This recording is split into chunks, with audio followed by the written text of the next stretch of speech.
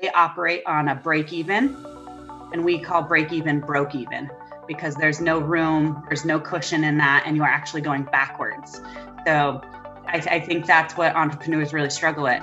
As long as we break even on this job, we're going to be fine. You're broke even at that point. Welcome to the Building to Scale podcast, where we bring real entrepreneur stories that showcase the challenges and successes in building and scaling an entrepreneurial business. Our host, Jeff Chastain, is a business transformation coach with Admentis, where he coaches business leaders and their teams with a proven set of principles and tools, helping them gain clarity in and get more of what they want from their business. Make sure to stick around until the end of the show, and we will reveal how you can become our next guest. Hey everybody, Jeff Chastain here with the Building to Scale podcast, really where I get the opportunity and the privilege here to speak with entrepreneurial business leaders and influencers in the industry, really hearing their stories of both challenges and success as they've grown and scaled their business to where it is today. So today's guest with me here is Miss Cryss Noell with T&T, a financial services, a bookkeeping, CFO, accounting firm, really focused on the entrepreneurial kind of business market. So this is really great. I know she's got a lot of story here and all to tell. She actually has worked with EOS and implemented EOS in her company. So I know she kind of taglines in with the idea of running a company on numbers and focusing on your numbers kind of a thing, which is one area that I find many entrepreneurs struggle with. So I figure this probably will resonate with a lot of you here. But first and foremost, Cryss, welcome to the show. And thank you for taking a little bit of time out of your new year here to come talk with us. Good morning, Jeff. Thanks for having me on. So take us back a little bit here. Tell us a little bit more about T&T and take us back a little bit as to how this all got started with your journey here into this. Were you the serial entrepreneur out there selling Girl Scout kind of cookies kind of a thing from day one, or is this kind of a time? Nope. I am an accidental entrepreneur. The 2008 recession hit and I got laid off 3 times in that as an accounting assistant and HR assistant. And usually those are the first to go when money starts to get tight. So after the 3rd layoff, I decided no one was going to be allowed to be responsible for my financial future except for me. And being young, I thought running a business was super easy and I had all the answers and I was going to do so much better than all the businesses that I had just been furloughed from. So I launched a business in 2008 and really haven't looked back. In January of 2020, we launched a second business. So at this point now, I am not a serial entrepreneur because it's only 2, but I'm not employable by the 9 to 5 anymore. Yeah, I get that feeling. So obviously jumping off into a brand new business in 2020 with all the changes that hit and everything in April, how did 2020 roll for both of your businesses for that matter? The one that we launched in 2008 was steady. It's leadership. And the clientele that we have there weren't too much impacted by what just went down. So that was great. We're so blessed and lucky there. For 2020, when we launched, it's the CFO and bookkeeping. That was a little scary because we cater to small businesses. And when they shut down, we had to do what was right versus what made money. And so we did put a lot of contracts on hold. The magic thing about that is when you treat people with kindness, like it comes back to you. So it was very scary come March through probably June be launching in a business. So, when you go through the hard stuff and you come out the other side, you feel better for it. So it was very scary this year for us. Oh, I bet that's the thing is running any kind of business through this. I was saying we saw the impact across a lot of industries kind of a thing, but especially trying to say, hey, we're going to go start one in this. And of course you didn't necessarily know it in January, trying to say, hey, we're going to start this. The world changed pretty fast. And I'd say, what was it? Late March, early April kind of a thing that we saw it the same thing. All of a sudden, a lot of businesses pulling back and saying, hey, we can't necessarily spend money on where we thought we were going to this year. So, yes, agreed. So tell us a little bit more about T&T. What's your business model looking at there? What makes T&T different? Oh, what makes T&T different? What makes us unique is that we're 100% focused on profit. And it's weird when we work with folks and say that because GAAP accounting, we think fails entrepreneurs. So our focus is a profit first mindset. So changing we work with mostly women. So their mindset that they can charge what they think they should be charging, and to stop giving discounts, and to own who you are. As you can see, and your listeners can't, I have purple and blue hair, and I'm an accountant. So just when they start working with us, they see that we break the mold of what it is to be a woman, an entrepreneur, and to ask for what you're worth. Like, there's no issue for saying you want to make six figures. Okay, well, let's work with that. How much do you want to get paid from that six figures? And then we'll work onto what you need to charge. And I think that's unique to and to a lot of bookkeeping and CFO services, because we're not just looking at your profit and loss saying ROI was poor or that was a good ROI. We get to the micro of what your business is actually doing. Interesting. So from that perspective, why do you feel like, or why do you see in dealing with entrepreneurs kind of businesses, why do they struggle so much when it comes to the financial side of the business? Numbers. Or do you see that? Yeah. Oh my, yes, we see that. Numbers are very scary as businesses scale. So we hit six figures in a pandemic. So we just use our model. So why do we think entrepreneurs struggle with numbers? Is because entrepreneurs are brilliant at pulling numbers out of thin air and them being right. They don't write them down, they don't have a process, and they can't scale it. And then when they hire staff and they start hiring people, all of a sudden they're going payroll to payroll, struggling to make it because they haven't scripted why their system works. And so that's what we really come in with the business owners do, and say, well, why did you bid that job that way? And what's your actual profit margin? They operate on a break even, and we call break even broke even, because there's no room, there's no cushion in that, and you are actually going backwards. So I think that's what entrepreneurs really struggle at. As long as we break even on this job, we're going to be fine. You're broke even at that point. Yeah, that's not moving you forward for sure.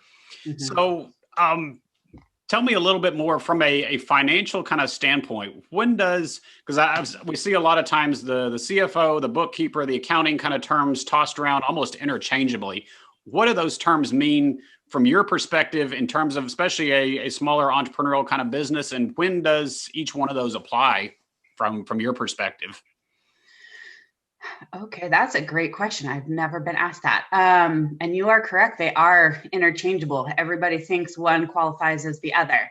So I'm going to start with a CPA. CPA is great for tax time. They took that test. That's what they're experts in. Any sort of tax law, but you do want to find one that specializes in small business or entrepreneurs, different CPAs. So that's what I would say. CPAs are great for that high level tax time sort of situation. CFOs, they're high level in your business, making sure that they're accountable for your profit and loss, basically, that what you're doing in your business is turning a profit. Every department is doing what they're supposed to be doing, and then you're holding them accountable to what's in the budget. CFOs do the budget, all of that sort of thing. Bookkeepers can be paying your bills, doing your data entry. That is, again, a science. Certified bookkeepers, really looking for those as quality, not your friend who's going to do it for free for you. So because there's art to the journal entries and depreciation and amortization and all of that stuff. So that's really what a bookkeeper does, the different tiers that I would say. So when do you see, because I know a lot of small businesses typically will say, okay, yeah, we've got the accountant or the bookkeeper, somebody just to handle kind of the day-to-day numbers and basically keep the systems up to date. At what point do you see that the real need is there, or the stretch to say, hey, we actually need somebody from a CFO level? Because a lot of times I'll hear people say, hey, that's big business, that's big company kind of something. We don't need a CFO if we're only at 10, 15 employees kind of a thing there. So at what point do you see that CFO type role or service kind of comes into play? We don't do it number of employees, we do it revenue. So really what we've seen is having a bookkeeper or the entrepreneur running the business is great to about 350,000 revenue. And then after that, you really do need someone whose strength is in your numbers, because the owner, entrepreneur, they need to be off making the big connections, the visionary stuff, and not focusing on the numbers anymore. The 350,000 revenue is really where we say you need someone in there all the time looking at your books. Before that, just getting mentored by a money coach on a monthly basis is really, really beneficial. Okay. So circle back a little bit into your company kind of a thing here. How did you kind of get started? It sounded like, or I guess let me back this up. What was so TNT is what we're talking about for 2020. What was the company before then that you got going on? That's leadership. So we do a lot of emotional intelligence, a lot of financial workshops in the business for the executives, and that sort of thing. So leadership for the executive C-level businesses. And then TNT is purely CFO bookkeeping side. So when you launched really either one of those businesses kind of a thing, was this just you getting started, or did you already have a team built that there was a whole team going into the company from day one? For TNT, we had a team because we were super messy, which is why EOS was really helpful. We were super messy and we were like general practitioners with the other business, where we offered all of these things and everybody would be like, well, what do you actually do? So that's why in January we branched out and just separated them completely, so there was no confusion anymore. So TNT came with staff. When I launched in 2008, it was just me, and I didn't have my first employee come on board until 2011. So 3 years. Oh, wow. Okay. So walk us through that journey a little bit. What was the catalyst there to saying, hey, I need to bring on that first employee and grow beyond just myself there? What I just shared is we got the revenue started generating too much. It wasn't my strength anymore to be doing what I was doing.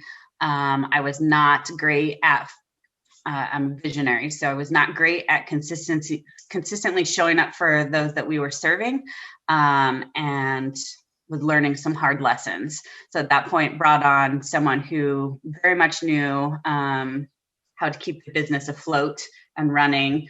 And so that was the first hire. And we're up to, I think, 24 employees at this point. And TNT has 3. Okay. So looking at it then, even still with that first employee, obviously you're saying you needed the more process, the more structure kind of a thing to going to 24. What's the difference in your role? How has your role changed over that time frame? I am not involved in the day-to-day anymore. And I get to come in and lead we do every month, we do a leadership teaching workshop of some sort of interactive workshop.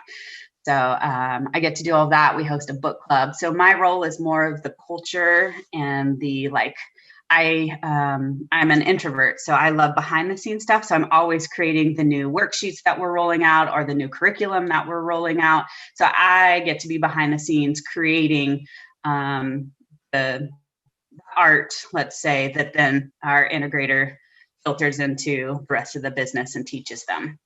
So what was that transition or what's the transition as well as the after effect like? Because a lot of times, especially the entrepreneur kind of types, they've started the business, they've been basically early days putting their hands around everything. Mm-hmm. And it's that transition that really they've got to say, okay, I've got to start letting things go. I've got to start handing off pieces of this.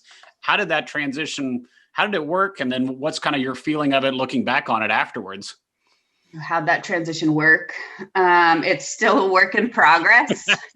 I love that there's still language for that, because I do find that when I get bored, I meddle. So they have to remind me that I'm meddling and I'm doing an end run. So that's great. The transition was actually harder than I expected, because you are right. When you grow this, it's like your baby, and then someone else is coming in and you hope that they see your vision and they align with you.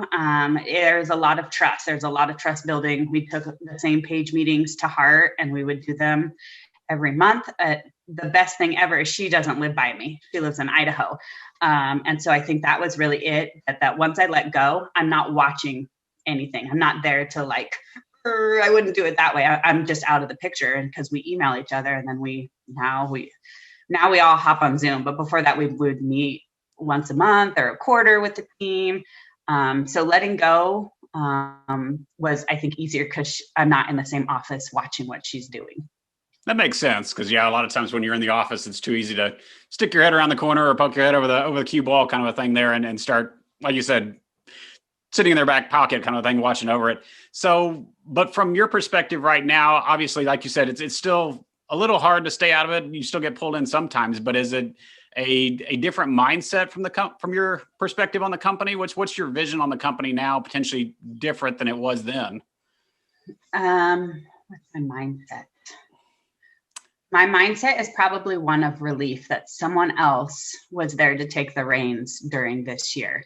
So I could focus solely on another startup and be there for that team, because maybe that's the difference. Like, I am now in a startup mode with other staff and other dreams, that it's easy to let her take that over. So there's a lot of relief that she was the one connecting with all of our customers and our team and supporting them through that.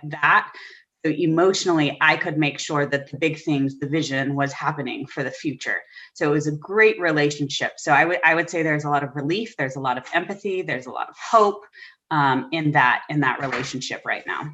No, that makes sense, because it's really going back to what you were saying. It's trusting the process, it's trusting the people at this point, that you really can step out of it rather than feeling like, hey, I've got to get right back down to the trenches and handle everything with a major issue like that. And that's a lot of what I'll talk with entrepreneurs kind of thing, or business leaders over time, is like, there's going to be issues pop up, whether it's a global pandemic that we are dealing with still right now, or whether it's simply just a key employee leaving or something like that, that there's going to be issues happening, and the better structure you've got in place right now makes it a lot easier to handle that. Because if you take it back to where you were, even like you said, 6-8 years ago kind of a thing, and then have the pandemic happen, your mindset would probably have been quite a bit different at that point. Yeah.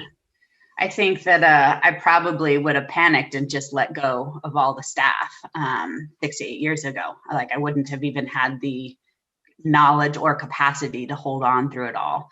Rule of thumb for us, though, is we have 6 months of reserve at all time for any staff we bring on. So before we hire anyone, we make sure we have 6 months reserve.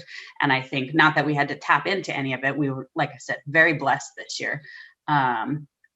We were already set up for an online world. But I think that really helped. And 6 to 8 years ago, that would not have been a possibility at all. So I'm curious, you said, I'm trying to remember exactly how long ago you said you started working with EOS. Was that 3 years? So what made the transition at that point to say, hey, we need to be looking at something else. We need to make a change, bring a system, et cetera, into the business? We were actually working with a new client, and they said, hey, have you ever heard of EOS or Giant Worldwide Communication? It's another leadership platform. Said, nope, haven't heard about it. And they said, well, anybody that works with us, we really like them to have knowledge. So I love to learn, and I immediately picked up the book Traction, powered through it, then read most of Gino's other stuff. And it was just amazing. And then, while we're not official EOS implementers, since we were handling their finance and all of that, we learned about the scorecards and the level 10s, and we helped them transition their company. And it just was so beautiful and so easy to do, and made so much sense that we brought it into ours. Yeah, no, always good to have advocates out there, but yeah, no, that I can see the scorecards and stuff, especially resonating in your world, kind of a thing, just from, again, watching numbers, running everything by the numbers. That's going back to where we started originally. That's to me one of the biggest challenges that entrepreneurs really face, is saying, okay, really looking at, okay, reality, what are facts and figures here that we can base those decisions on? Like you said, even 6-8 years ago, that it might have been a panic situation. Hey, lay everybody off. Whereas, okay, now we actually know our numbers, we know our reserves, we know things going on. It's a lot easier to take a more proactive and a more strategic kind of look at the business, rather than just which way is the wind blowing today. Oh yeah. And I think even at that point, besides which way is the wind blowing, because, as entrepreneurs, we are very reactionary. We like to put out whatever fires in front of us and feel really good about it. I think too, that there's just so much clarity, and even the job description and the organizational chart, like there's just so much clarity in some very simple things to implement right out the gate. Core values, we had some basic ones, but they weren't anything that we took to heart or a mission, So I think even just that, it just shifted the whole business at that point.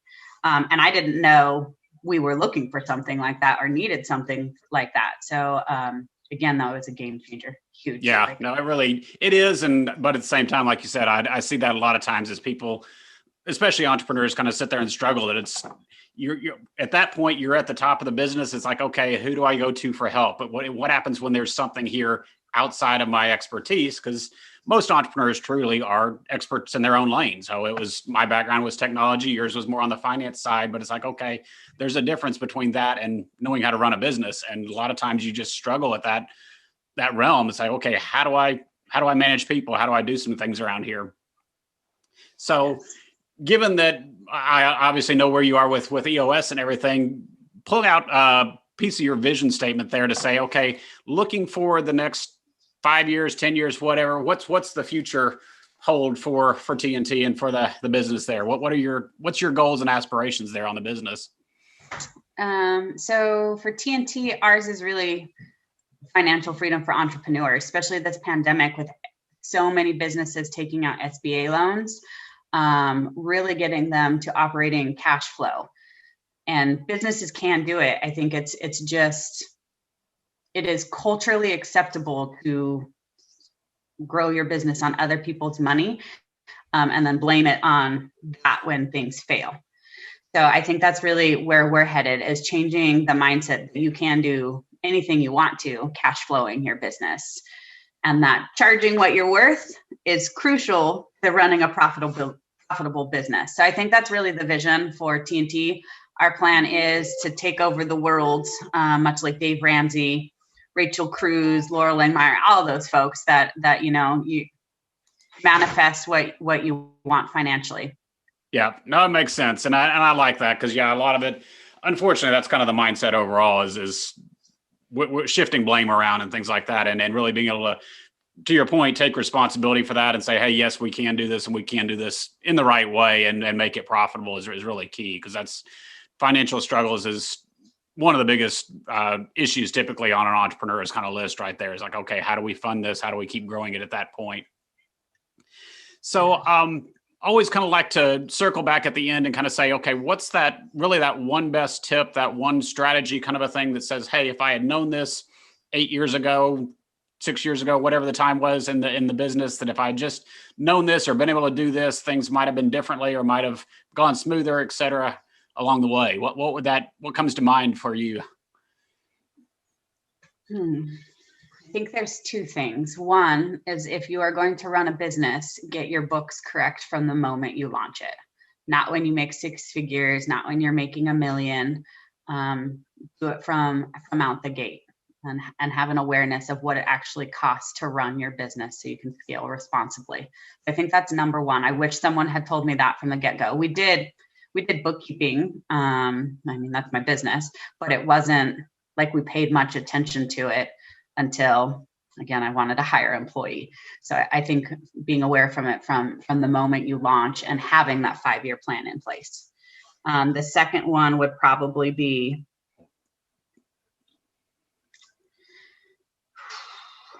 this one is interesting, I think, for a lot of people, but find a mentor, either online or someone you can afford to pay, who's walked that path already, that you want to be like. So I love looking at Sarah Blakely, who's a billionaire from Spanx. She's so far out of my league that I can't even imagine, but she is a huge role model and mentor for me at this point. I have a business coach too, but I think if you can't afford one, finding someone online that you want to emulate and just copying what they do is amazing. And again, to do that because I thought I knew everything when I launched my first business. Yeah, no, that makes perfect sense. So bring this actually back around real quick to the financial side. So as an entrepreneur kind of thing, as a business owner, what do I need to look for in terms of going out and finding, like you said, having your book straightened and put together from day one? Or obviously most of our listeners are beyond day one here, but how do you go find a bookkeeper, an accountant, a CFO like yourself kind of a thing there? What should you be looking for or asking, other than hopefully not your best friend kind of a thing there that is a little bit more numbers inclined than you are? Oh, that cracks me up. We don't work with startups either. We work with businesses that are gross revenue 350 to 10 million. So So I take that back. We do bookkeeping for everybody. We don't do CFO for everybody. Yeah. So my advice there would be check out their website. If they have the certified, we work with QuickBooks. So if they're certified QuickBooks users, they've taken the schooling. Every year we have to get recertified or take the classes to stay legitimate, basically, with what their product offers. And then I would just ask lots of questions, like how long have they been doing bookkeeping? Ask for some references from their current clients. And if they don't feel comfortable giving you any, then that's probably not.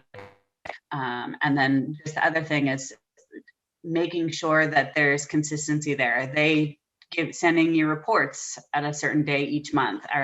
We data entry every week. If you have a bookkeeper who does it monthly, quarterly, or annually, they're probably, again, not going to be a good fit for you, because then you're looking at super reactionary numbers instead of being proactive. So those would probably be my things. Certified, references, and then how often they're updating your books for you. That makes sense. Yeah. Okay, cool. So unfortunately, kind of running out of time. Like I said, I love talking with the financial people, but still, if people are interested in your business and your services, where can they go find some more information about you or about TNT? Yeah, we're noobs to Instagram. So come find us on Instagram. We're trying to grow our base there. So TNT Financial Freedom. And then our website is TNT Dynamite with an O instead of an A. Okay. Yep. And we'll get that all in the show notes. TNTdynamite.com. Yep. Okay. All right. We'll get all that in the show notes. So I appreciate the time, appreciate the insight there, and hopefully we'll be talking again soon here. Absolutely. Thanks, everybody. Thanks, Jeff. Have a great one. Thank you. Thanks for listening to this episode of the Building to Scale podcast. If you would like to share your entrepreneurial business growth story, please visit buildingtoscale.com/guest. If you got something out of this interview, would you do both us and our guest a favor and share it on your social media accounts? Don't forget to hit subscribe in your player so that you don't miss any future episodes, and make sure to reach out to Jeff Chastain on any of the major social media networks, or check us out at admentis.com.